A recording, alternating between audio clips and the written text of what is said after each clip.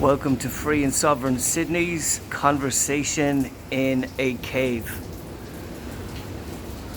We used to live here, folks. Men, women, in groups, children, not knowing who their father was. Now, there's a bit of an angst in the world towards men, patriarchy, and what we're led to believe. Where did that all start? Is it correct? Who's right? Who's wrong? We go back thousands of years. Again, when we used to live in caves, when we used to live in trees as well, you know that little feeling you get when you're falling in bed? That's when we used to live on tree branches. But anyway, back to male and female roles back then. Men were hunters, females were gatherers and nurturers, and looked after the family, looked after the kids, and life seemed simple, yeah? It was a bit more different and sinister than that. The men, the providers, the masculine roles would kill, bring back food, eat, protect from attack, and comfort the emotions of the female. What was their relationship with their children? Has that been affected today? Did men know if they were the dads? That's the big question here today in Conversation in a Cave.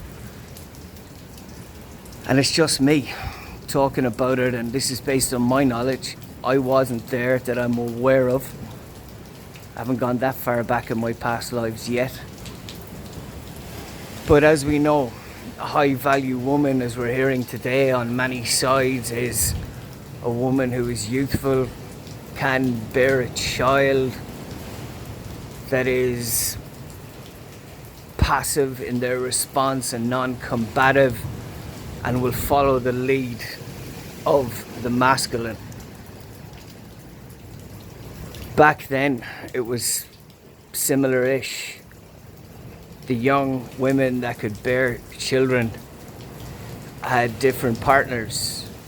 They weren't stuck to one. It wasn't monogamy. And as a result, the men did not know who the father of the child was.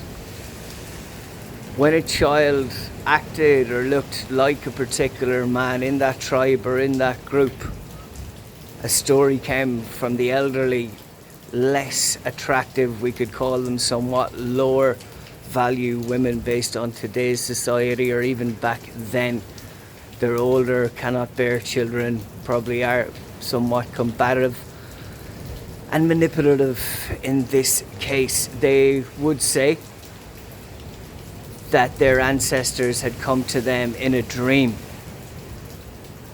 and that was the reincarnation of that ancestor, and that was an ancestor of the man as well, and that's why the child looked like them. So the men never knew if they were the father of the child, be it male or female, but we'll focus on the male portion of that.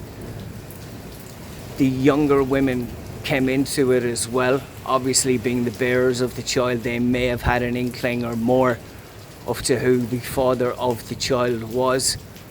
They were kept at bay by the older, sinister females, stating to tell the stories that they had a dream and it was an ancestor of the male that came to them saying that they were reincarnating, and that was just generally believed.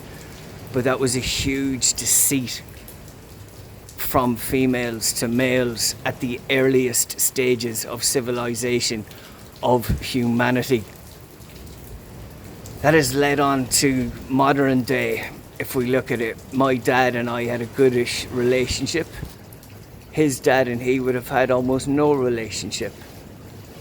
His father before him, my great grandfather and my grandfather, again, I would assume, I'm not sure, had very little of a relationship. Men did not know how to lead their son or guide them in the masculine way in the times that we led in caves. And we see in modern day society, or over the last few hundred years and more, that there have not been excellent relationships between a father and a son. And this stems back to the sheer sinister motives of a certain few females on the planet.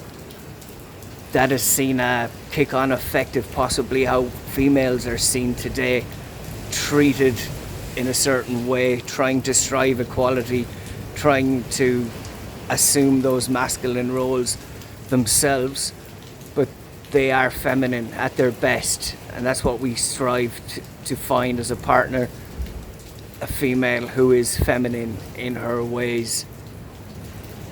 It's been a huge learning curve for me to kind of look at my own life, my father, grandfather, and see how it has been affected for those times gone by.